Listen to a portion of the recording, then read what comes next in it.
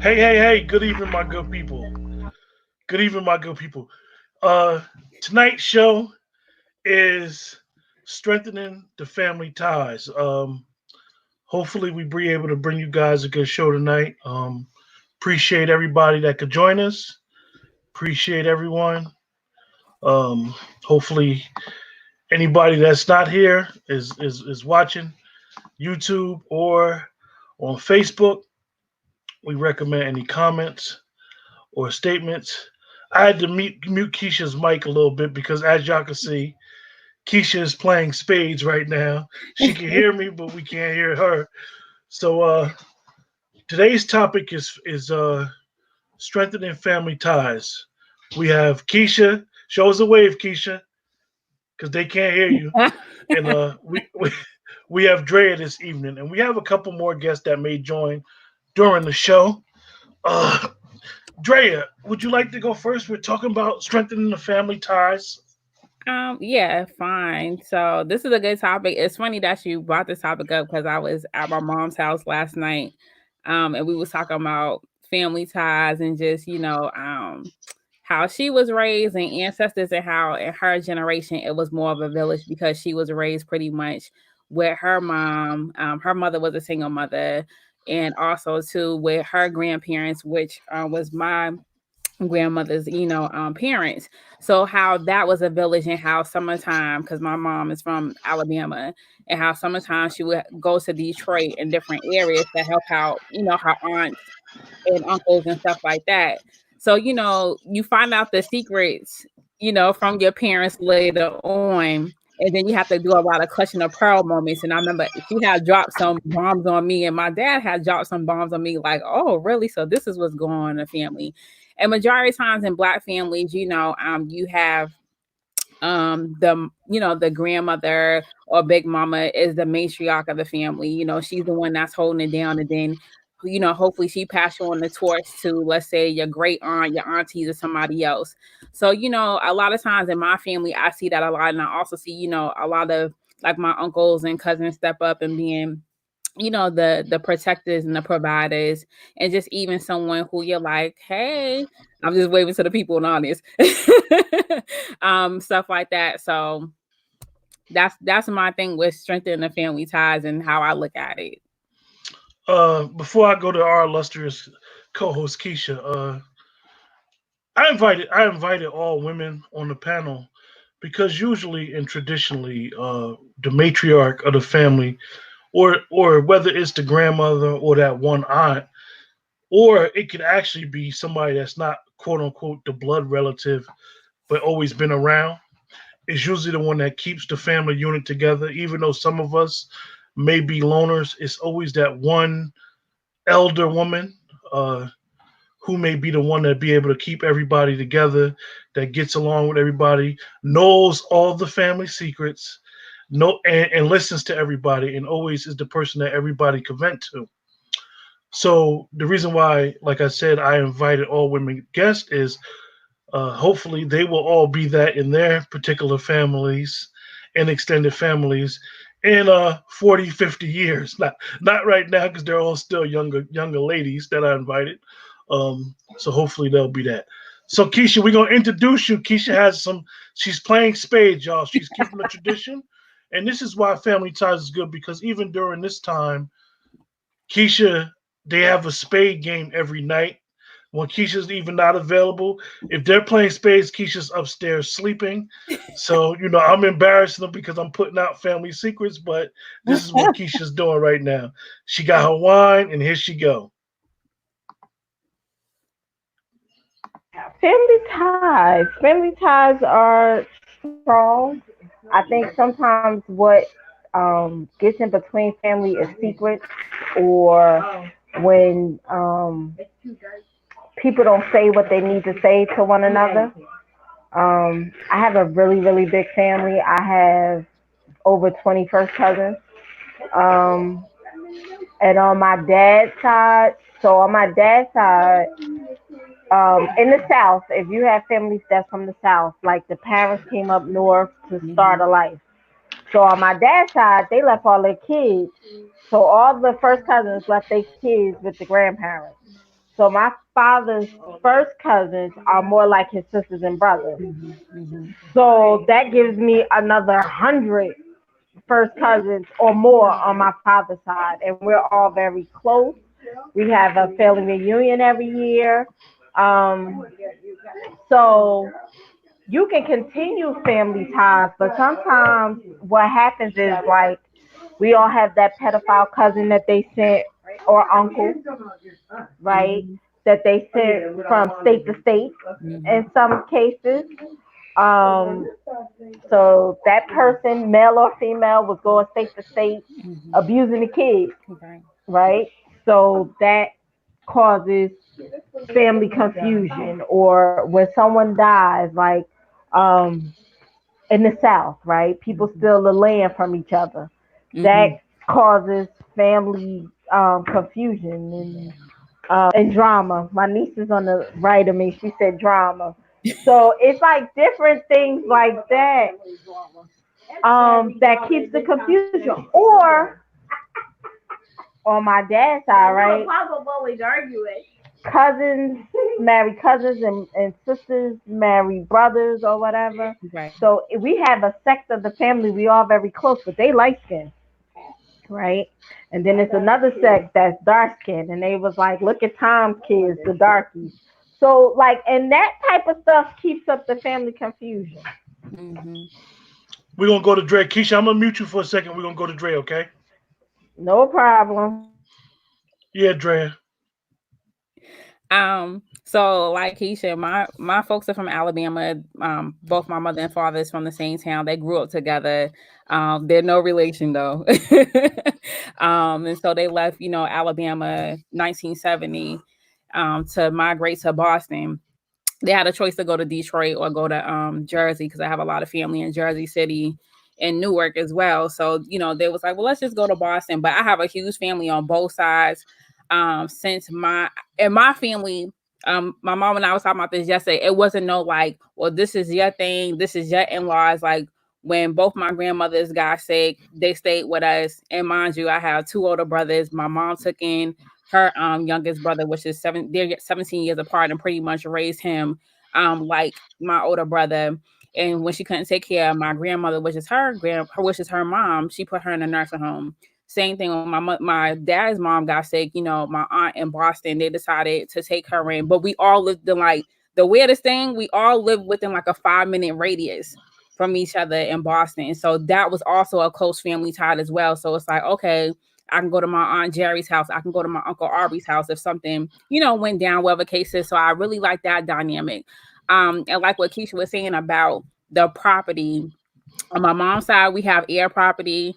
So everybody who's a descendant of the Daly family, it goes down each generation, but you just have to pay taxes on it. So all of us would have to pretty much vote and say, hey, I don't want, this person to build on the land. So, when it comes to family ties, you have the crazy uncle. I have a crazy uncle that we have to give people orientation on, because I'm like, he probably is bipolar, but he have not been diagnosed. So you have things like that in your family that you have to explain to other people, because like I said, my family is large too. And you have to explain, okay, why, like my complexion, like my dad, my aunt, that's still one of my aunts, and like my other uncle, like we're the same complexion. Then it's like, well, why y'all discomplected? And then you got darker skinned folks in your family, so that's a colorism issue. Then it's like, well, who's actually a stalwart? Who's actually that? Because we're planning our family reunion, and it's all this type of confusion. And it's like, we'll have, you have to break down the history, because a lot of people don't know the history, because it's probably painful, because you're living in Jim Crow South. They probably have to escape, at night because of lynching and stuff like that. So, sometimes we have to tell those stories and pass them down, so you won't marry a cousin, you won't marry, your half brother and sister, because people end up doing that, even in 2020. For those viewing, even though the topic is strengthening family ties, we understand that what we may be talking about may be real sensitive within your family, or a sensitive issue. So you might not want to put your question on Facebook or YouTube so somebody knows your name. but you can text your question to area code 570-795-4283. Because I know a lot of times where you like the lady said, you a lot of families do have that uncle or that cousin or the aunt that was molesting and touching on the younger people. So this is why a lot of families have discourse, or sort of say over land, money, like secrets that been going on. So even though that us three may be close with our families, everybody doesn't have that issue, and there may be reasons why you don't have that issue. We're just trying to encourage people to mend those family ties. However, there are issues that are out there that a lot of people don't like to discuss, so we don't want to minimize some of the issues that people have gotten. For the brother Hammer D, the topic is strengthening family ties. um Keisha, here we go, back with you again. Ready? Yeah. I'm ready. Um, I'll have SHIT in this spade pan. So, but that's another thing. Like, it's just it's just weird the family ties. Like my friends are my family. Like my grandfather was big on. I'm looking for the plug. My grandfather was big on New Year's Eve. So I Now was I'm telling getting friends, now I'm getting feedback, Keisha. oh, You because was I put the good. Whatever you charger just in. did. Okay, I'm Whatever gonna you take just it did. out. Yeah. I'm still so on New Year's Eve. I go to my friend's house. I would toast with my family and go to my friend's house. And sometimes my cousins would have an issue with that because we were raised that my cousins, that's your only friends, is your cousins. Mhm. And I got over 20 of them. So I'm unique that I got a whole community of friends. And they be very mad. Like they're very territorial. But it is what it is. So it's nothing wrong with building a family in other places also. Mhm. Your community could be your family. And just like Drea was saying, on my side, like when my father's mother got sick, my grandmother and my aunt took care of her. Mhm. They was with her every day. When if you won't know who my cousin is from my mother's side or my father's side, we acknowledge each other, the whole family. Mhm. So, those things are important. Yeah. See, I'm Dre, paying. They Dre, don't think I'm paying attention, but I'm paying attention. go ahead, Dre. I'm laughing. That's funny. So we was talking about the family ties. So I seen in my family on both sides. My mom is the only girl. She has three brothers. That's the remaining living. So my mom is pretty much the boss. She's pretty much the matriarch. She holds it down for them. Despite they have spouses, I had seen my mom pretty much help pay mortgages, tuitions, whatever the case is, because we lived in Boston. My mom had a pretty good job, and then I think she kind of felt obligated to, since her mom had died, and her and my dad had a pretty like middle class lifestyle in the 80s and 90s, so they was able to do that. So I've seen a lot of that. So like for me, since I have my home and my husband, we get extra rooms because just in case his mom may get sick or my dad gets sick. The reason why I say those two, because well, even though my mother-in-law, she's married, just to know that she has a place to come just in case something happens to her. And like, if my dad has to move in here, we're fine with that. And even though I have my siblings, and that's a whole nother dynamic within itself, it's like I'm kind of like the matriarch of my siblings, because it's like my dad calls me the boss. He's like, well, Andrea's the boss. She's gonna hold it down because she's responsible, this, down, the third. And mind you, I'm the youngest, and that's a big responsibility. On my dad's side, it's pretty much they all make, it's like kind of like a board of directors.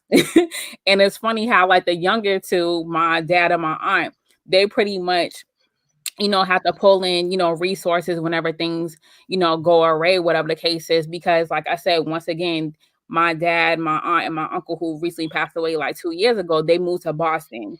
So they have pretty much decent lifestyle to help, pour back money into the community, in Alabama, wherever the case is. So it wasn't like this whole, and you know how you see now people are like, well, this is my family, my cousins and them is like the extended family. It's like everybody was family. You didn't have this separation of families that you see now. And I think that's weird when I do see people that's like, oh, I don't rock with my cousins. I don't, like deal with these folks on, this side of the family, because I'm like, that's kind of weird, because I'm like, my family is very inclusive. And like I said, my parents are from the same hometown. So, it's like, I have no choice but to go see my aunt on my dad's side because she lives 5 minutes away from my uncle or whatever the case is. So Yeah, interesting.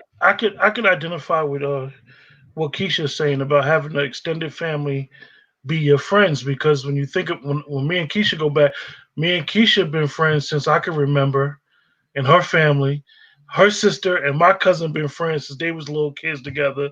Then most of my friends, our parents were kids together growing up in the same town, and we Mm, just happen to all be friends and close. And it's been my uncle, like one of my friends, he's like family. You consider him my cousin.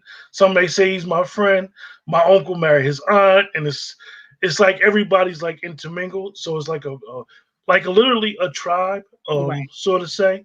So a lot of times when a lot of stuff happens, it's like no secrets. And even with social media, with everybody trying to get along, and then sometimes people have little spats. It's like, yo, you trying to show time on social media, definitely through Facebook. Be like, yo, I know you. Like, we know each other since we was kids. Like, I know your parents. Like, how you Right. coming for me? So a lot of times with definitely with social media, so many people get offended through Facebook, uh, that a statement could be taken the wrong way, and so that right there causes the problems, because then it messes up the friendships, and then it's like family. Now you ain't invited to the cookout because you done said some slick stuff over the winter on social media. People looking at you like you crazy, or then when you come to the cookout, people looking at you like, why you bring her here? I don't get along with her. Yeah. But like at the end of the day, I'm not choosing my mate over my friends, but I'm definitely not gonna choose my friends over my mates. So it's like a whole bunch of stuff that goes on because the person may not understand it. Though you're using the term friend, Mm-hmm. this is my family. Mm-hmm. So this goes for like with the extended family and dealing with that. And like I said, really, when you have those secrets, you see it. I mean, you see it even in the black family. Like, Yes. we don't really want to discuss what's going on, but is the cookout changed now? Like, is it still gonna be the traditional cookout like it used to be, where people bring in dishes and stuff? Because like with this virus going around, like, okay, we're all clear and everything, but I don't know if I want to eat a dish from you, but you family though. I mean, it hasn't changed. So we gotta be mindful and not to sound overly sensitive. We gotta understand people's feelings Mm-hmm. when we're dealing with them on social media. Right. Like at the end of the day, we could disagree, but know that the person you disagree with is just a disagreement, Mm-hmm. because it is a lot of family and it's a lot of love involved. And it's like, yo, I'm not taking your side. Yeah, you arguing with family arguing with family. Like what. So that happens. But like I had said in a show we did a couple days ago about the family, I understand where a lot of people can't get along with some members in their family because of those secrets, Mm-hmm. because of sort of say like Keisha brought up the colorism aspect. Mm-hmm. Um, a lot of our elders were born from the rape. Mm-hmm. They may be the second generation of the rape, and that's something that a lot of people we don't I don't think we discuss. Mm-mm. Like a lot of people don't know who their parents are, or their parents could have been from the rape, because this is how a lot of us got light skin. And then you may have the light skin one that's in the family that feels so uncomfortable around her dark skinned family, where she feel like she may be ostracized, Right. to sort of say. And then people look like her like, okay, she's using her color to Mm-hmm. get ahead in life. And we just need to be mindful of this type of stuff Right. that goes on. And even during these times, like shoot your family a text If you just don't say, like, 3 words like "I love you," because in these times, I just had a family member that passed away, and I can't even attend their services. Right. Like, can't go. Right. I can't go. So just be mindful of that, and this is what we're trying to encourage everybody to be mindful of. Keisha, you back on, darling? Yeah. Yeah, and like I told you earlier, Quentin, we come in threes. So for my cousins, it's four of us. It's my cousin Tanya is the oldest, then Karima, she passed away, then my cousin Faisa, and then it's me. Now they're all lighter than me. So with the coloreds, now, and they're fighters. I'm a fighter too, but I ain't a fighter like they are. Jesus. So when the colorism thing, wasn't nobody coming for me because I'm the baby. But people would literally say, like, how you related to them because you so dark. Now my mama light. So colorism is big, and both my grandmothers was like best friends. But my grandmother, Keisha, yeah, I don't mean to be rude, but when that person said that to you, talk about how it made you feel. I was little. So it didn't. They were mad more so than me. Because if I was 12, it didn't. I don't know. I can't get this back on. It didn't affect me in that type of way, but they knew what was being said to me, and they felt the way. Um, Excuse me, y'all. Twana ain't got nothing. So You good, Keisha? I mean, listen, Keisha. Spades is an integral part of the family, of the tribe. I mean, this is important. For my family, cards is serious. Yeah. For my family, cards is serious. So we've been playing Uno all week. And my little niece, and I'm like, if my grandmother was live, she would cut you out. She don't have her hand together. She throw out all the wrong cards. Her suits is wrong. But oh yeah, and so what I was gonna say is like my grandmothers were like best friends, but my father's mother, who was dark, she was pretty. She felt like, oh, y'all love. We all call my mother's mother mama. Everybody, y'all love mama because she was light. Like, so that's just so foreign to me. You're a pretty woman and you feel some type of way because somebody else is light. I've never, my cousins helped me that I don't feel that type of way. My sister, my cousin Sheila, my cousin Lisa. My cousin Lisa is gorgeous. And luckily on my dad's side, they got good hair. So, that's another thing. Like that Keisha, all goes together. Keisha, I got to jump on you for that word you just used. What do you mean, good hair? Good hair? Yeah. Yeah, I mean, we all right without a perm. Listen, Quentin, I'm drinking. I ain't politically correct today. I could get the Dominicans to straighten my hair and I'll be good. Well, let me just answer this question or statement. Shakita is listening, you guys. She was taking care of some affairs at the house, but she did get invited to come on. Right. We also had invited Dara Cox, who was taking care of some personal business. So she says she might be later, might be able to come on, as well as Queen Sheba, who may be taking care of some of her personal affairs. So she was invited as well. I told you, Vera. But go ahead, Drea. Oh, so we're still building? Yeah, absolutely. So, you have colorism, but what I have been battling in my family, I'm first generation college graduate, having a bachelor's, having a master's. And so you get you think you are that because you're educated. And then I have another strike against me. I'm from Boston and I spent my summers in Alabama. So, you go, and I live in Alabama now, which is interesting. And when I used to come down here for the South, oh, you speak proper, you from up north, you think you better. So, I had to deal with that. And I still constantly deal with that, even at the barbecues and the family reunion, from certain family members, because maybe my lifestyle is different, but I don't knock anyone's lifestyle. You do what you want to do. As long as you're healthy and long as you're not, infringing on my life. So, you deal with that in your family because some people, let's think about it, some people don't have that economic or education attainment. Maybe they had different struggles or challenges in their life, or maybe college wasn't their thing, or whatever the case is. We all have different paths in our lives.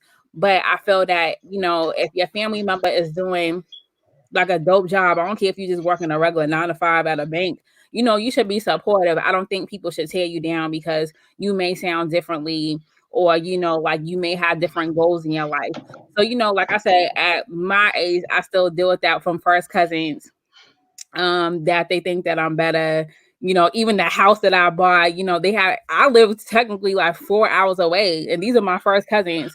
Keisha, we don't need to see your shirt like that, Keisha. What's going on? Tighten up. We're on. Like, come on. Let's talk. Let's talk after dark is at 12:30 a.m. Keisha tonight. Like, you starting early. Go ahead, Dre.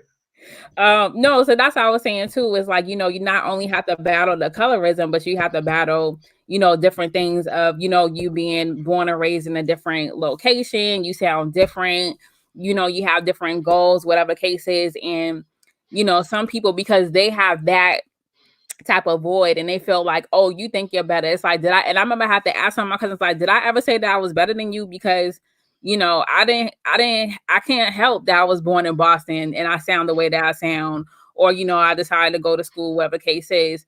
And some people really feel a certain way that you kind of, what's the word? You lost your roots. And I'm like, nah, I didn't lose my roots. It's just, I chose a different path. So, like I said, I know people also deal with that as well in their family. And it's disheartening because, you kind of at the barbecue, the cookout, getting the side eye from your family, you're like, what did I do to these people? So it's interesting.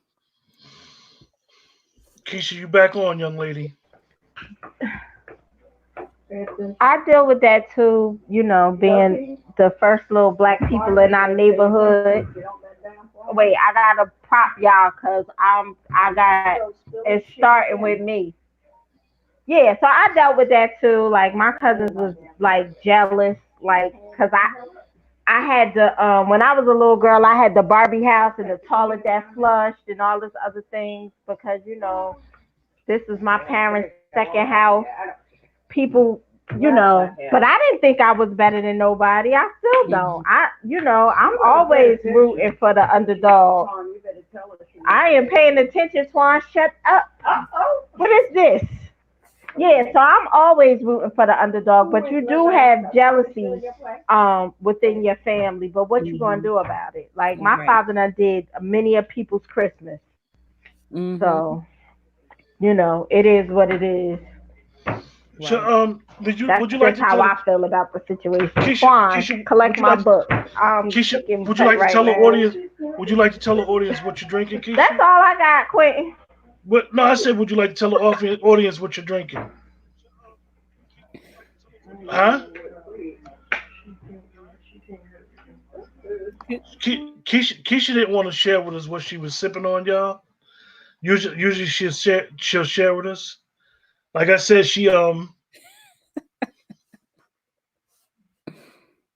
like I said, one of the things that we want, the good thing, like I said, during this time, I know Keisha is always playing cards at night at this time since everything that's going on. So she was like, I'm playing cards. That's why I wanted her to come on the show because this is part of her routine that we don't want to be fake or phony. We want to be full transparent. So I know a lot of people that I may be getting on the show.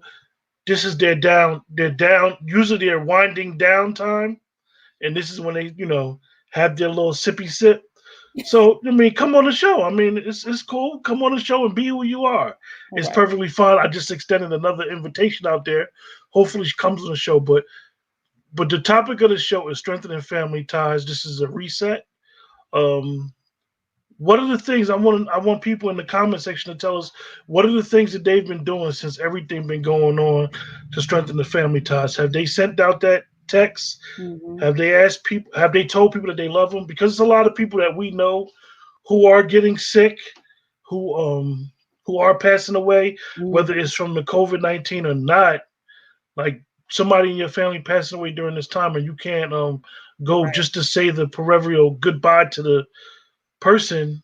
And this is something in definitely in African American culture, funerals is something that we take very, very serious, Mm-hmm. and being able to gather as a family. So tell us some of the things that we you guys are doing. One person said a wellness check are Yes, necessary. exactly. I agree. Just to say what's up, what's going on, right, Drea? Um, I agree with that. I either text my dad every day because he lived by himself. He's 72 years old and he lives 2 hours away from me. So one time I didn't talk to him for like 2 days, and that's kind of different. So I had called my brother, like, "You talked to dad?" He was like, "No," and I kept calling. I had to call the police. It's not funny. It's funny now Hmm. to do a wellness check on my father. He got so upset. And they was like, "Well, what do you want him to do?" I said, "I want him to call me now because it's at a point in time you do become your parents' parent." I don't know if you guys, ever been in that situation. You become your parents' parent at a certain age. And so I was like, "You need to be calling me." So definitely do a wellness check. And if you haven't heard from them, if you gotta call the police, please do that. Three good statements. Shakita said that I physically connect with my children every day and make it a point to hug them and kiss them and say I love you, which is Yeah. beautiful. I definitely reached out to my son, and my son act like he's my father, so it's very interesting conversation that me and him have. He always asks me about my friends, which is the weirdest thing, yo. I'll be like, yo, why you always ask about my friends? He's like, yo, dad, those are my friends too. So, uh, Shamika said, I'm making sure to have more video chats Hmm. so I can see my family since I'm in Rhode Island. Also, we have weekly check ins. Hmm. That's an encouragement. I know that Zoom is under a lot of scrutiny right now with the privacy stuff. Hmm. People had asked me about StreamYard, the app that I use to connect to Hmm. Facebook and YouTube. StreamYard is free, actually, Hmm. unless you want to pay for the plan that I have, and then it's another plan. So StreamYard is a good way to connect people. Zoom is good. I just would be careful of the privacy thing. Um, Right. One person said I call my family every day, which is great. Somebody said I love when my sons call me, and they will call and say, "Sis, you good?" So that's a good thing, to have that type of relationship with your children where y'all could mess around and play. Hmm. That's a good thing. Hey, Buddha, don't call that name out too loud, Buddha. That's private. Uh, Shakita said I was the next person to try to bring my best friend's mom some items because she was sick. I never made it to do it for her because she passed. Mm. I don't want to go out, but sometimes you have to help the ones you love. Yep. It takes a village. Shakita It is does. absolutely right. It If does. you know your parents' friends, if your parents have passed away and you know your parents' friends, one of the way to honor your parents, even though they're not here, is to still keep ties with their friends as well. If you know your mother or father loves someone and your mother or father is not here, you should still show that love. I know for me, my father passed away when I was younger. Hmm. I used to see his friends and I still see some of his friends, and it's be like they'll tell me stories to keep his legacy alive, Hmm. so to say. And I'll try to honor them, respect them, because I know that my father loved them as well. And Right. we should check on them. Definitely our elders. We know a lot of our elders during this time are catching the COVID-19. Hmm. So we should really check on them, honor them, give them the respect that they have earned. If we wasn't doing it prior, we should definitely look at it now and try to do that now. Somebody said my good friend just died from COVID, Hmm. and only 10 of the family members can go. She has a very close family and they're hurting. Mm. Yes, I understand. I definitely could Mm. understand what you're going through. I had a family member as well that just passed away, and only 10 of the family members could go. And actually, it's like 10 within the tribe alone. Like she got kids, her sister got kids, her Mm. brother got kids, her Hmm. mother and father is still living. So Right. most of us can't go. So which is tragic. So I definitely understand what that person is saying. Their family is going through.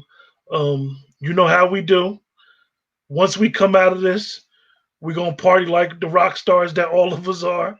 So don't have fear and don't let fear overcome you, and just know that as most people say, this too shall pass. We're gonna go back to Keisha and check in on her. What's up, Keisha? I just lost the damn Boston. That's what's up.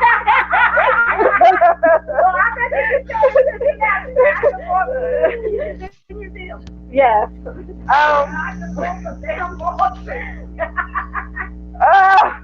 What we talking about? We talking about you playing the cards, Keisha. Yeah. Oh, I was drinking Jim Beam apple and ginger ale. Swan, I'm paying attention. I was drinking. I stepped back from the Crown. I've been are people using their old remedies? Because I done bought some salt water and then was rinsing my mouth out for congestion and doing stuff like that. What the home remedies got to do with this, Keisha? We talking about family that's ties. family stuff. That's what I learned from my family. Okay. Because the community wanted to know what you were sipping on. I told them Jim Beam apple. Okay. So what were you saying about the home remedies? Because like the hospitals is crowded. Like we need to just talk about it. I don't want to go to nobody's hospital. So I'm just trying to do everything that I can so I don't have to. So if you're a little congested, you can boil some salt water and gargle it, and that'll clear you out. It's just things that we need to start listening to some of the stuff our grandmamas and them was telling us. Because, they are getting refrigerators to put bodies in. So I don't know if they really trying to get us well and healthy, and we might have another 2 to 3 weeks of this. These cards are terrible. I wish I could show them to y'all. Hey, Dre, do you have some home remedies you want to give us? I was giving some home remedies, like, definitely turn on your shower and act like it's a sauna to break up the mucus in your chest as well. Vicks Vapor Rub, that's like definitely old school remedy. Drinking citrus, herbal teas, getting your proper rest too. That's important. And also, I know it sounds cliche, eating your vegetables, taking supplements, your herbal supplements, and also to fruit. Another thing that people should do, what I'm doing, is growing your own garden. It doesn't have to be this big acre of land. You can grow your own food with containers. That's what I'm on, because I come from a lineage of that. I remember going to one of my great uncle's houses and picking collard greens and turnip greens and stuff like that and eating it, from freshly what he was growing. So, we got to go back to basics and just even growing. It may not be like this big, massive production, but you can grow, okra, whatever the case is. And like I said, you can have a small space, but you can, use containers, something that, you can have control over. Even it's just like little basic okra, lettuce, collard greens, whatever the case is. So, like we have to go back to that. We have another host in here. You can have turn your volume down, Elsie. Like little basic. I hear Drea's voice in there. Thank you. One of the things that home remedies, like I wanted to share with y'all, is that I go to the store now. We have another host in here. You can have turn your volume down, Elsie. And I had to mute you for a second, Elsie. But one of the things that I noticed in my area is the garlic is like really. I mean, not the garlic. The ginger is like really small. Mm-hmm. So be mindful that a lot of people aren't talking about home remedies during this time, but home remedies is part of our culture, is part of our tribe. Anybody that even understands anything about modern medicine and what modern medicine is about, if they understand what Hippocrates taught, who was considered the first doctor, he basically was a herbalist. Mm-hmm. And this is where a lot of the people, shout out to Dr. Sebi, a lot of his stuff, these modern doctors are talking about it, but you won't hear a modern doctor talk about herbs and stuff because a lot of them are not herbalists, and a lot of the modern doctors have connections with pharmaceutical companies. So they may tell you privately, take this herb, and always realize that a doctor is someone who studies medicine. Mm-hmm. They're studying. So each day they're learning and they learn from your symptoms. I don't want to get into having no class on medication because I'm a layman. However, somebody in the group can start a page or a thread with home remedies that they know that work. Like I said, my aunt been doing it for years. She just moved to North Carolina. She was big on putting potatoes around your stomach to draw the fever out. And what I mean, it draws the fever out. We all know that the oxidation makes the potatoes brown. If you have a fever, those potatoes won't be brown; they will be black, literally black, as drawing the fever out. This is something that she's been doing for us for years, putting garlic in your socks at night and sleeping like that throughout the night. The steam treatment is getting a lot of publicity, but that stuff been going on for years, where people would sit in their bathroom and turn the shower on real hot, get the steam. You see the salt actually come out of your skin, as well as get into your lungs in the steam treatment. So we have another co-host, Elsie's on, and I know that she has a lot of traditions. Elsie is a friend of the show and a friend of the group and a friend of the family. And I know she's got some stuff. She was on one time with us before where she did a show where they were chosen, and she's in the medical field. Oh, nice. So she has a lot with her learning the medical field as well as tradition. And I know she has a lot to offer. Just be mindful that it's Saturday night and it's winding down time. So let's appreciate our sister how she came. I'm getting background noise. Go ahead, Elsie. I'm here. So let's appreciate our sister how she came. I'm like, I'm trying to figure out this whole mic situation. I'm like, what the hell is happening to me? I can't remember how we did it the last time. So I'm like, what is the background noise? I'm trying to kind of like figure it out so you don't hear me in the background. But I could just hear me. You can hear you? I'm trying to figure out. Let me just see something. I'm like listening to you on the on my phone and then like talking to the computer while I'm hearing the phone myself. doing it. What happened, babe? It could be your phone. I think it is. Well, I logged on through the computer, so maybe that might be a little different. I don't know. You can hear you? Yeah. I can hear me, but I'm like, I'm trying to get rid of the echo. Like listening to you on the turn your phone off. And then like talking to the computer. Just use the computer. What happened, babe? It could be your phone. Oh. I think it is. Well, I logged on to the computer, so maybe that might be a little different. You can hear you? I muted you for a second, Elsie. I'm gonna have to mute you like I do Keisha for right now, and just tell us, some of the things that you've been doing, your advice with family ties, and so forth and so on. Trying to figure it out. You know, Quinn, I think I'm gonna log me out, and I'm gonna call back in. Yeah. Hey, Keisha, you still with us? Yeah, I'm here. I'm listening to y'all try to get it together. Oh, we trying to get it together. So hopefully somebody on the page starts a thread where they can start talking about the home remedies, and we can all share this information. Like someone said in the comments, is that when a lot of our elders pass away, they those remedies pass away with them as well. All right, I figured it out. Okay, Elsie's back with us. I had two apps open. I had the FaceTime Live open, and then I had this app, and so the both of them was talking at the same time, but there was a delay on the other one. I guess to speak to the remedies, you guys know the background is Sierra Leone, West Africa. And so remedies is what we grew up on. There are just so many, and I think that they're really out there. I saw the one with the orange peel and the ginger. I saw some people that had like the hot pepper soup. We have like the pepper soup.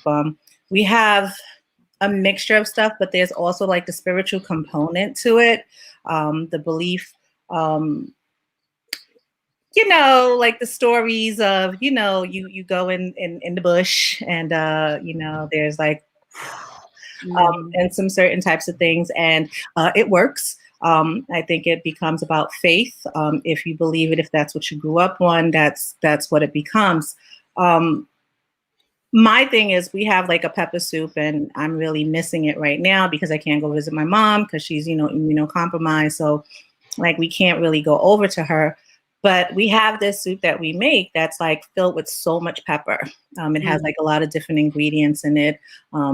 If you go to like the Caribbean stores, or a lot of these stores, they sell like the West African pepper. I always say it's not hot enough compared to like when you're actually in Africa and you're having it.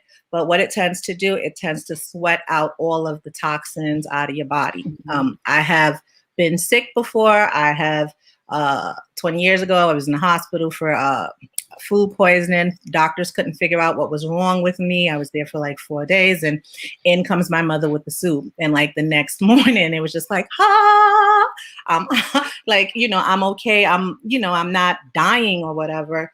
But I think with COVID, working where I work, seeing where I see, what I've been seeing, it's definitely very heavy on the spirit. I would say that, yeah, we're dealing with something that's definitely dangerous. We're dealing with something that I don't think we truly understand what we're dealing with.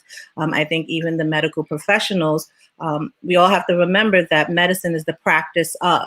It's not a guarantee. It is, physicians going in and practicing and doing what they've learned, but there's no guarantee that whatever procedure or illness or regimen we take is going to actually work. But I do think that in watching what I've been seeing and seeing the devastation of it, seeing people start to die, seeing the numbers move up, I think it also speaks to our well-being in our mind. And I think that I work in a cancer hospital, and what I can put out there is, you see it often with people with, devastating diagnosis, but I can tell you that the will to live makes a big difference.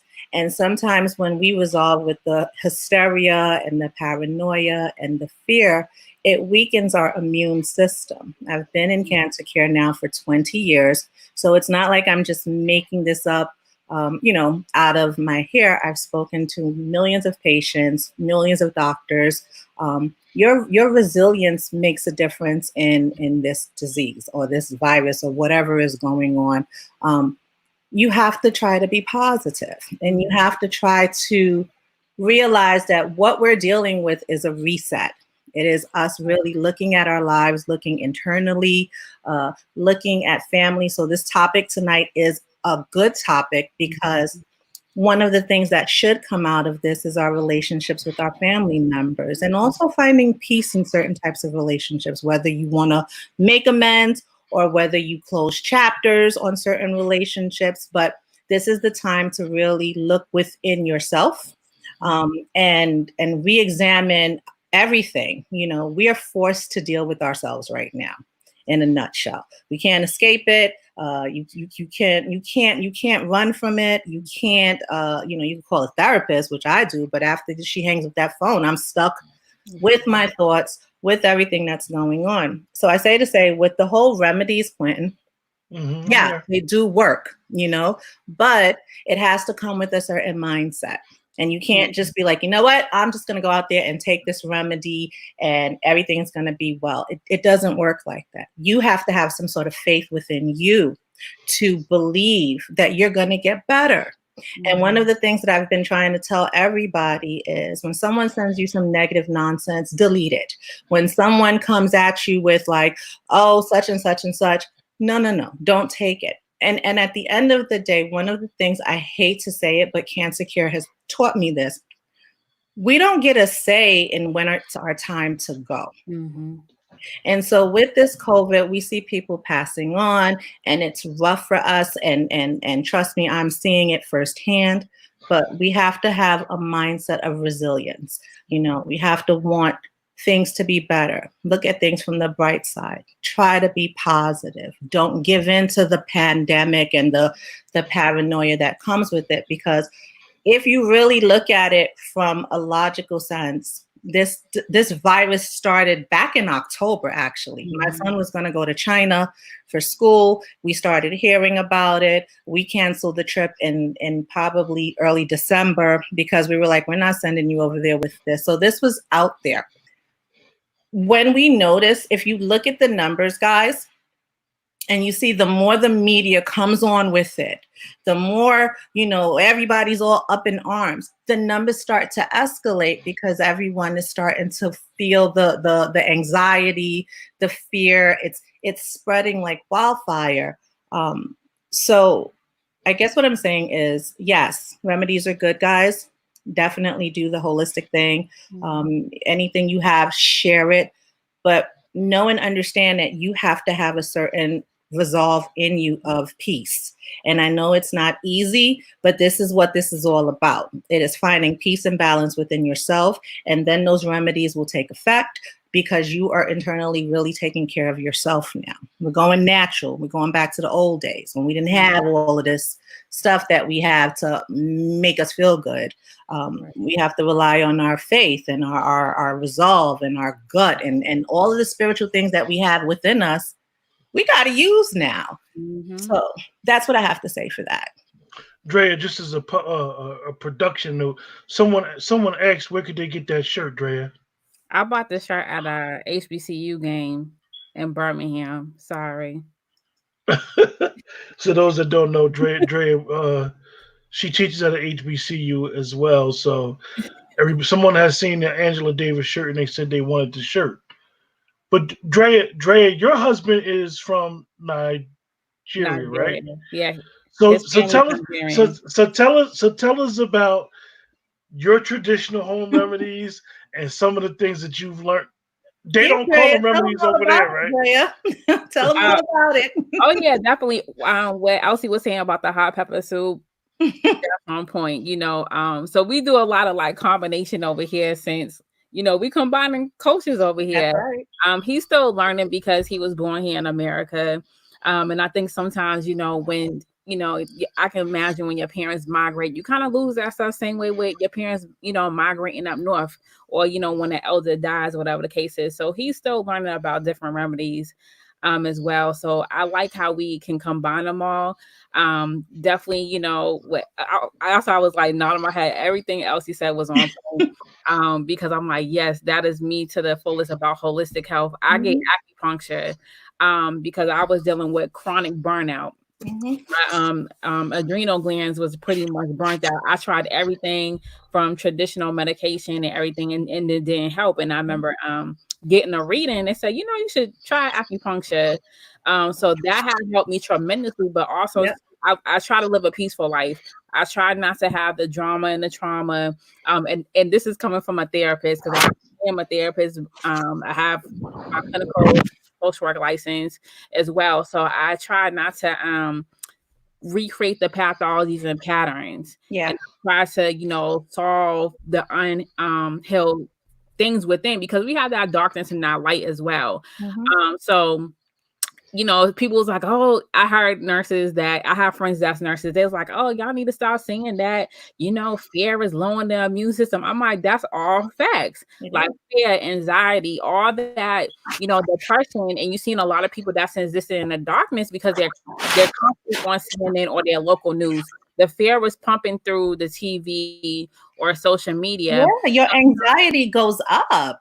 Right. And so that's energy vampire. That's just pretty much sucking all the energy that you want to do amazing things. So you got to find remedies to even how to like shake off the negativity. You have to.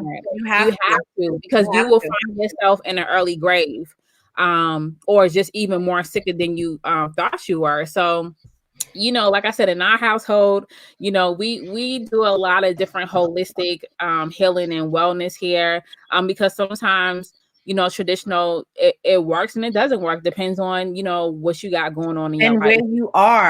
where you are makes a big difference on if it works a remedy. And again, like I told you, 20 years in cancer care has taught me a lot. You know, I've seen patients come in with stage 4 and you think that's it. And then, you know, 5 years, you're like, hey, Mrs. So-and-so, when, you know, they were given or whatever. And you see people come in and they'll be like, this disease is not going to take me out. Mm-hmm. And they have this will in them to survive. And so that's kind of like what I've just really been trying to tell people. Right.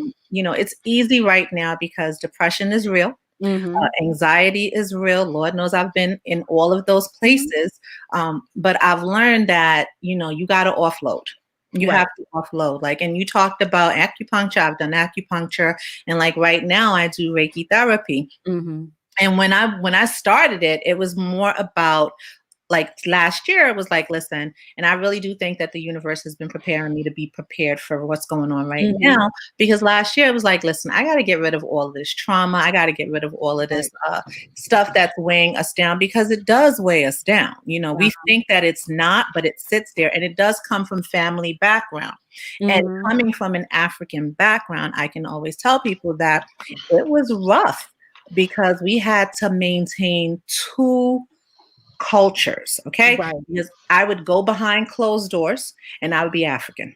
And then I Mm-hmm. would come out the door and have to navigate that whole world and come back in to a whole African life, you know, Right. African rules, African customs, African culture, you know, the whole 9 yards that comes with being in that, in that culture. And I do love my culture, but there are certain things about it that I'm like, no way, Jose, no, thank you. And it does leave a lot of, it leaves a lot to be, you know, you be sitting in therapy like, my God, like what was wrong Right. with her, you know? But Mm-hmm. it's really important to know that you guys were talking back when I was trying to get it together and be presentable to talk to you about, you know, family ties. And you know, what I say now is that I am trying to break the generational curses that existed for my kids. You know, I don't beat them down. I don't, I do have the fear, you know, the facial expressions and maybe a little yoke up, but like, I don't break them down and break their spirit, you know, to have them sitting in the therapist's office at age 45. Mm-hmm. And there's also a healthy balance with the African culture, because how I'm talking, that was like a problem. Like, why are you talking like that? And, you know, and then the hardest part was the clash back in the day before, you know, African Americans started to embrace the African component. Mm-hmm. Because it was really rough growing up, and it was really rough for my parents. It was really rough for a lot of, you know, people, aunts, cousins. You know, we had it really hard with our fellow African American, you know, friends and neighbors and people respectively, who back then did not necessarily embrace the African culture. And so what would happen is I would go home and it would be like, you're not American, you know, don't talk to them, or you can't be friends with them. And like, I was friends with everybody, you know, and I always got along, but there was also that component, like, you know, you African booty scratcher, or, you know, your last name, and, you know, different types of things. So it was very hard to maintain relationships because my family was just like, no, you know, they would use their stories and things that happen and force them on you. And you would be like, that's not my experience. They're not like that, but it caused this divide. So I'm so encouraged when I see, you know, the embrace that has happened. And I see the elders who used to drive us, you know, us young, you know, first generation Americans is what I would call us, you know, because all of our parents came from Africa. It's amazing to see the embrace that happens really now, because back then it wasn't pretty and it wasn't easy. And it definitely divided and caused a lot of friction that we're still trying to resolve. One of the issues, and I'm glad that you guys this element has talked about is that my friend who is um, an African spiritualist priest, as he has been anointed. He couldn't come on the show tonight because he's actually doing a big prayer thing on IG right now. Oh, good for him. As well as I have a friend that I went to high school with who grew up with me. He's a Reiki teacher, and I've been Mm-hmm. trying to reach out to him to get him to come on the show. One of the things, like I said, was to understand that these traditions are not what most people are used to, is because most of us were raised in an organized religion, Mm-hmm. and even in organized religion, some may not understand that these traditions come from religion and are their spirituality or a spirituality aspect of the religion that they know. They just may not know that. Like I said before, and I don't want to get into it. A lot of us remember when we were kids. You had the horseshoe over the door, the proverbial wooden spoon, and a lot of people would tell us like, "Oh, that means such and such." But we have to realize that these are spiritual traditions that a lot of us that may have been born and consider themselves African American, they Mm-hmm. actually came during, if you believe in the slave trade, um, during the slave trade, these traditions were here, and as well as though if you don't believe in the slave trade and you want to say that you were here before the slavery stuff, these traditions were here, but with religion. So this is why I wanted to get into that aspect because these are tied with families. These Right. traditions are very important. Because it's no in certain areas in this country there is no doctors where Mm-hmm. these traditions are the only way to take care of yourself. Yep. Some people may do it with a straight water fast for 7 days Mm-hmm. or cleansing from fasting. No meat, like a lot of us eat red meat, and we may eat red meat 4 or 5 times a week. I mean, for me, I'm a red meat consumer, and I know if I eat red meat for more than 3 times in 1 week, my body will tell me, don't eat Mm-hmm. no red meat. Mm-hmm. And I may just want to eat a salad for the next day. So, with what's going on, Hmm. these you're gonna cleansing the system out and understanding. I'll just use Dr. Sebi as an example. If you understand that he taught that every disease comes from mucus, Mm-hmm. and me being a person with asthma, which is upper respiratory situation, mucus is the thing that is the killer. Mucus is the thing that clogs up the lungs. It's not water, which is most people say pneumonia. It's a bunch of mucus. So to try to get all of the mucus out of your system as possible is the best way. Definitely with the steam treatment. Definitely with see a couple people in the chat said whiskey or Hennessy. If it can get out of you, get it out of you. Dr. Sebi was into just to use some of his stuff, and I'm not saying I'm a Dr. Sebi student or not, or I am or I'm not, but he would be good on plants and vegetables. He was a vegan Mm-hmm. as well, and these are some of the things that we need to look at. But what about these masks? I'm gonna ask Elsie, like, what's up with these masks? Because I know you're in the medical field, Yeah. and we know that these masks outside of the N95, which is quote unquote the official standard mask, Yeah. um, our health officials are now advising our government officials to wear a mask or a covering when we go outside. And I've been informed from people in the medical field that a covering doesn't stop a virus. What would you think, just Elsie, as a layperson, someone who works in the medical field, as yourself and Drea? I would like you to comment on this as well. What do you think is the reason why they would say a mask or cover your face when you go outside? So I think that I need to be, watch my words because, sometimes when you work in the medical field, sometimes you have to, Andrea, you can testify to this, be mindful of what you put out there because you work in certain types of areas. So I think that My honest opinion is these are just precautions. I don't think that it's 100% fail safe to protect us. I think it's what we know right now, because I don't even think that we truly do understand the magnitude of this virus and where it comes from. I personally think that it's airborne.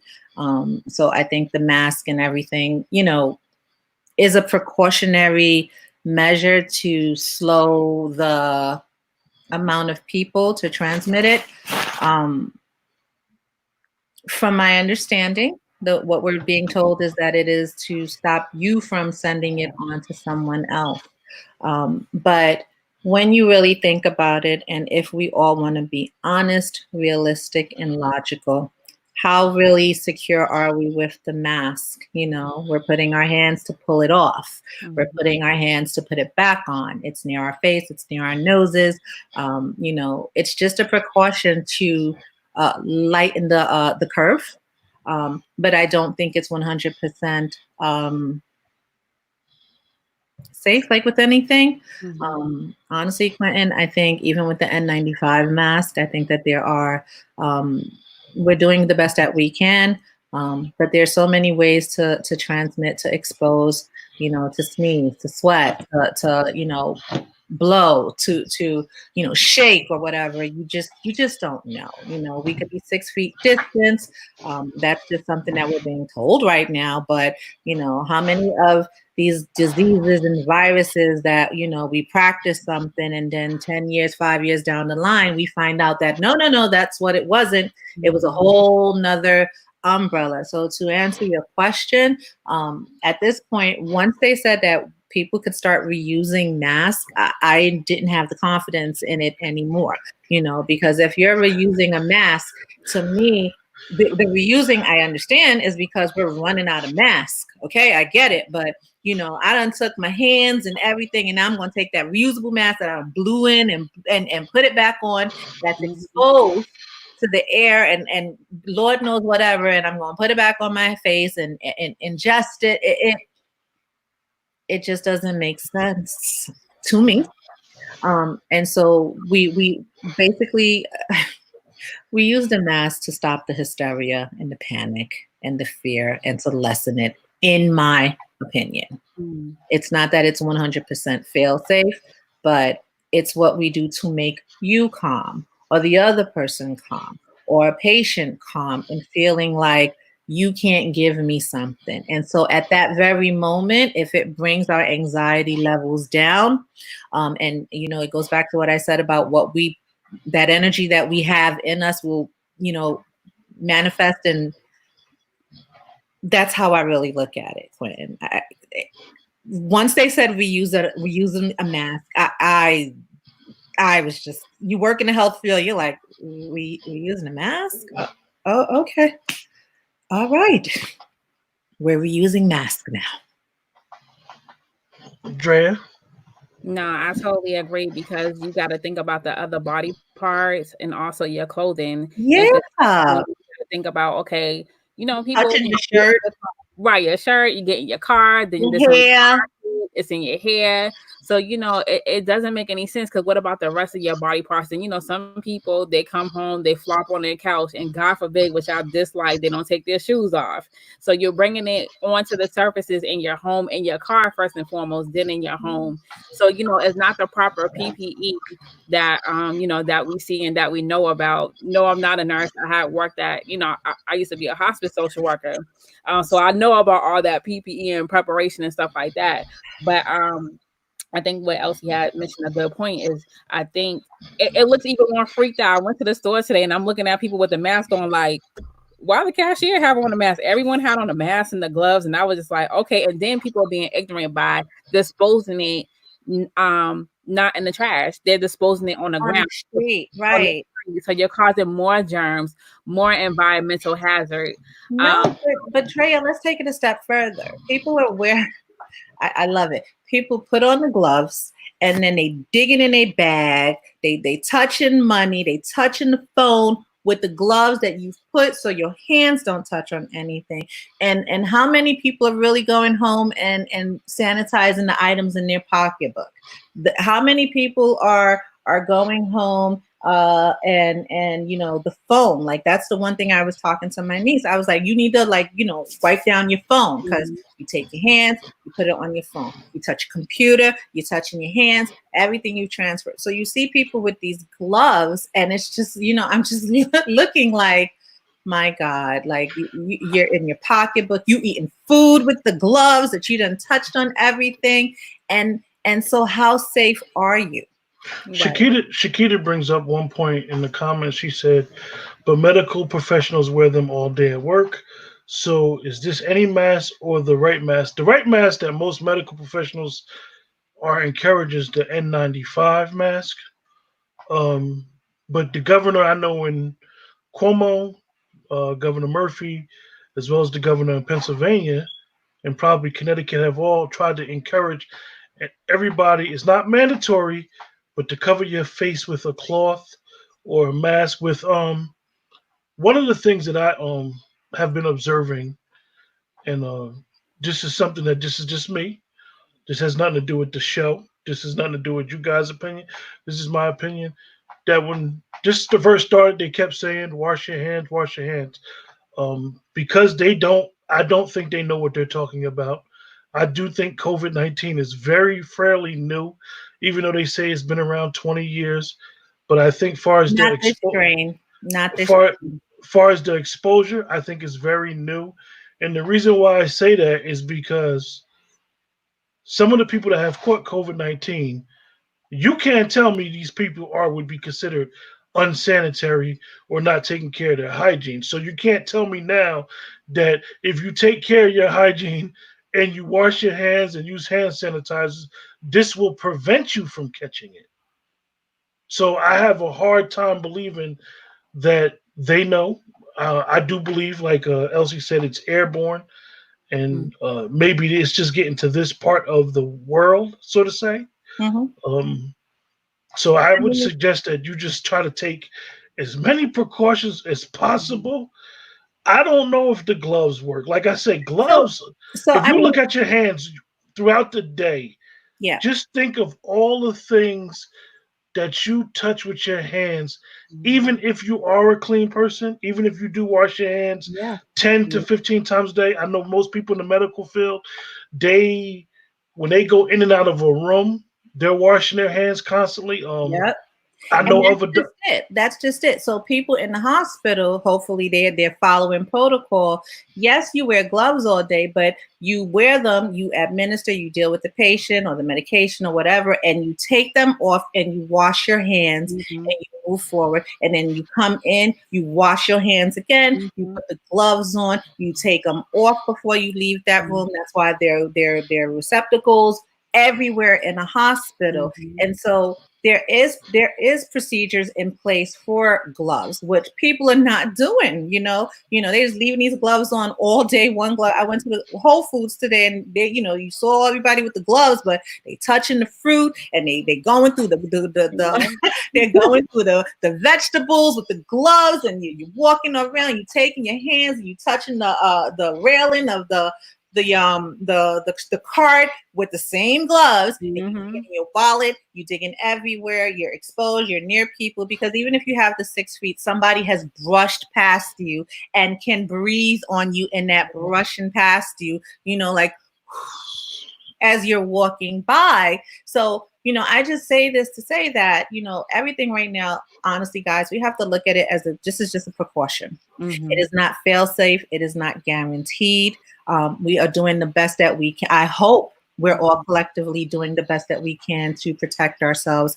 But again, this is a precaution. I do agree that staying home is the best option because you are in your home. As much people are going stir crazy right now. I've seen people being shamed on Facebook. I've seen all of these comments and, the negative energy that I keep trying to tell people to remove from your space. Because you bring that negative energy in, you really didn't learn anything about what's going on right now.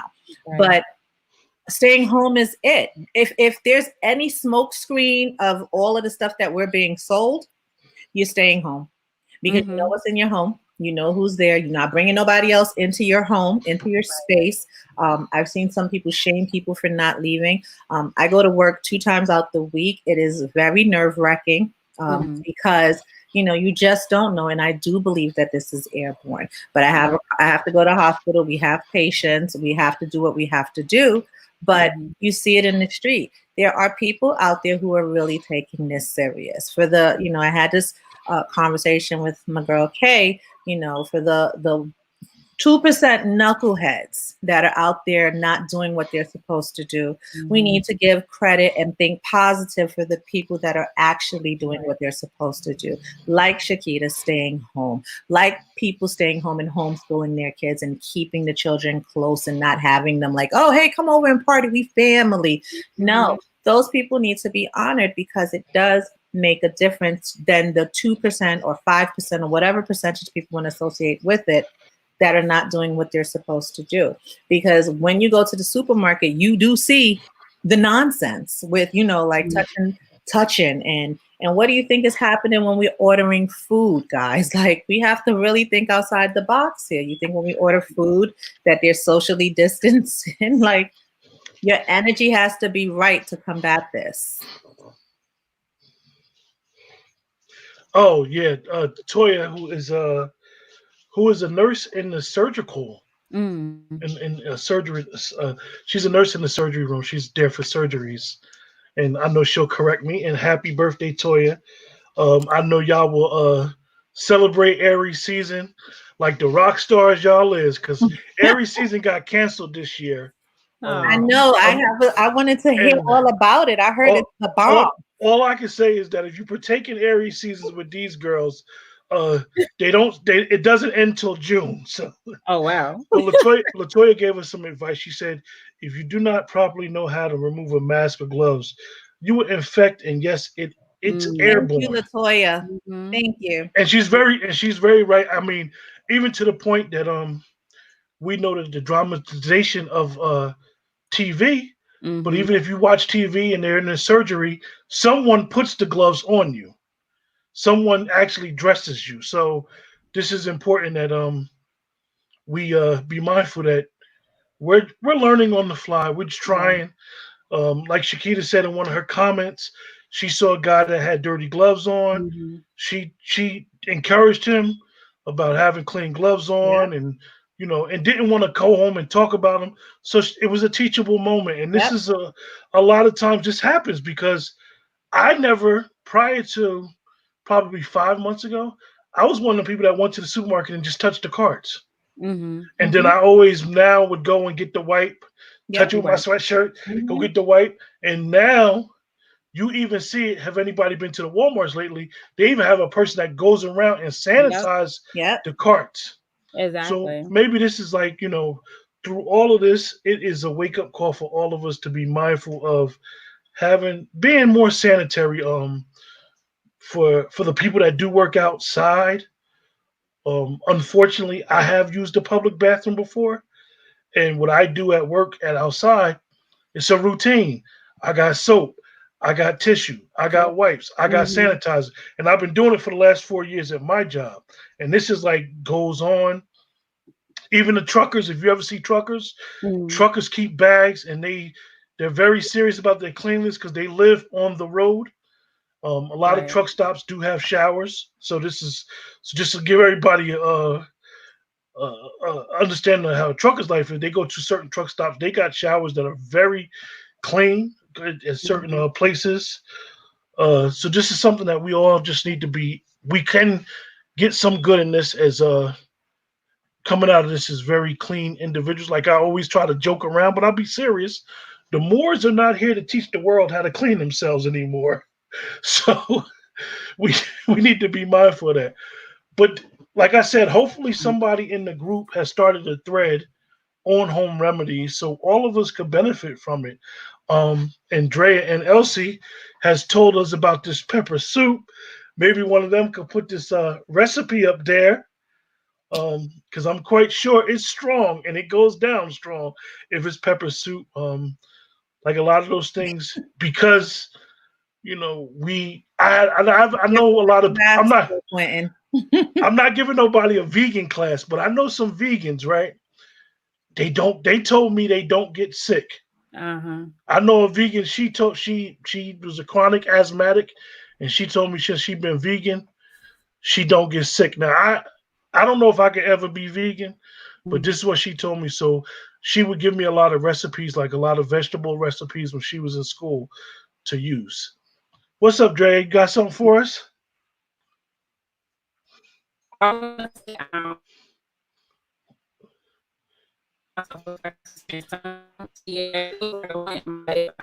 end, Dre. Your end is fade. Oh, there you go.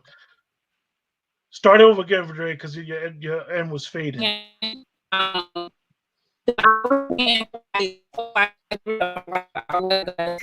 my health It's a doing whole it lot. again. Okay. That's weird. Can you hear me? Yeah, we good. We good now. Oh, no, I was saying about like being vegetarian, and that does help. But sometimes too, like you have to, have that protein in your system, and it depends on, because you could be an unhealthy vegetarian or a vegan because you can eat the junk food as well. So it's all about what you're intaking in your body, and not just food, but like what you watching, what you around, what products you're putting on your skin. So you just have to be very mindful of, all that. And Toya gave us another thing. She some more advice and some light on her world. She said when we go into a COVID rooms, if this is Toya, I don't know who this is. I can't really read it. Said when we go into COVID rooms, we have people waiting outside the room for us to help out undress us. So this is important. These are the precautions that the essential workers are taking. That's on the front lines that we need to be mindful of. Elsa, you had something else? No, she's right. But my biggest concern is that we are running out of supplies. And when you got the world telling us to reuse masks, just imagine, what's going to happen when it does start to run out. And again, I still, I'm very leery, because I know that we just got a bunch of masks in from China. You have people donating, from all over the world these masks, and it's just like, okay, now, how are we vetting? How are we, just making sure everything is copacetic. So we're just living in such uncertain times, and right now with the hospital, at least at our hospital, patients can have guests or visitors. I think the only ones that we relaxed the rules were for the pediatric patients, where it's one parent. And so that's why, I'm telling everybody to just really be vigilant in what we're doing, because just imagine, you get sick, and what lifts us up is the family, is the people that come and offer you some words of encouragement and make, brighten up that moment to help you fight a disease. That is the missing component now, because you can't have visitors. Now is not the time to get sick. So, I think this is definitely the time that everybody really has to re-examine your diet, re-examine your health, re-examine just everything in general. Just get right within yourself, whatever way that is, because my way of getting right might not be your way of getting right.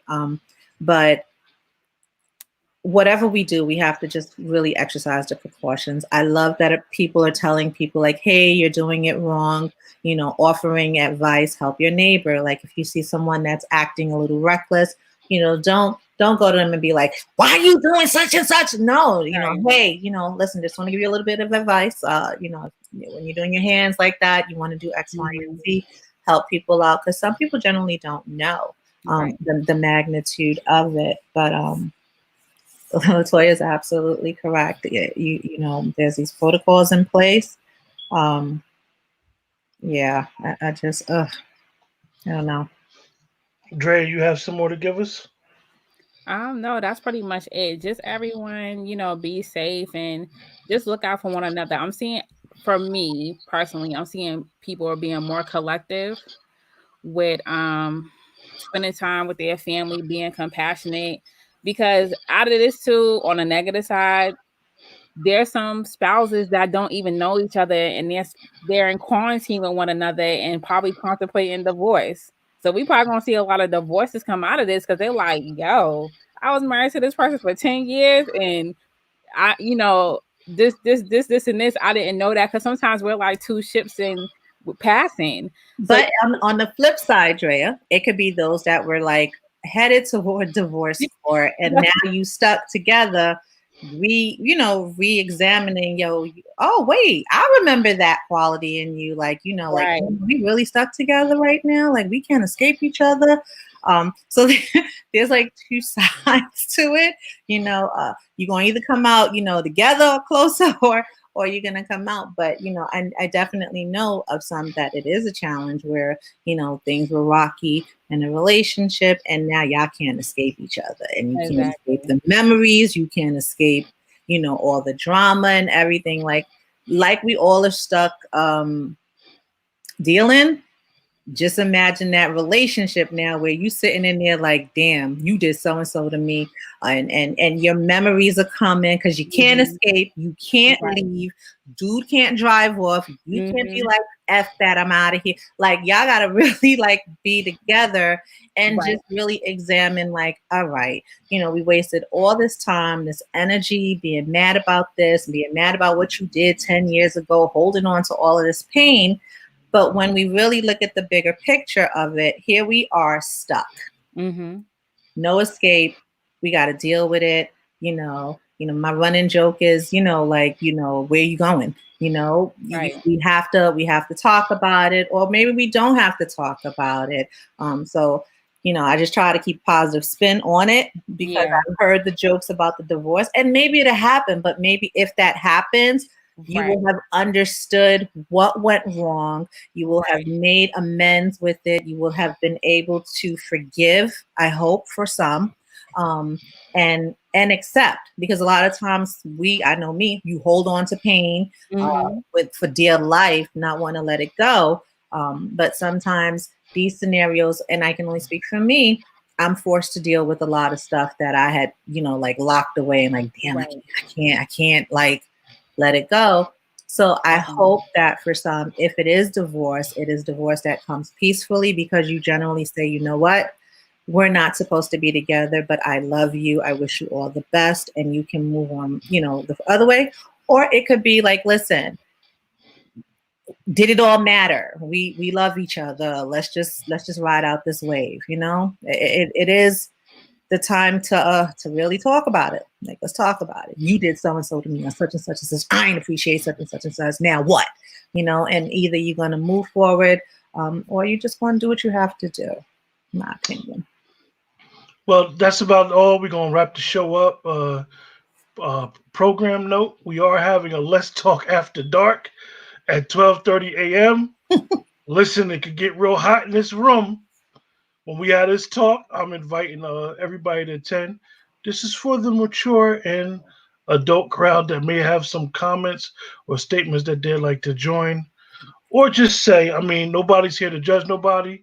We want to protect the privacy of the group and make sure everybody's there. With that, everybody have a blessed night. Stay safe and protect your loved ones.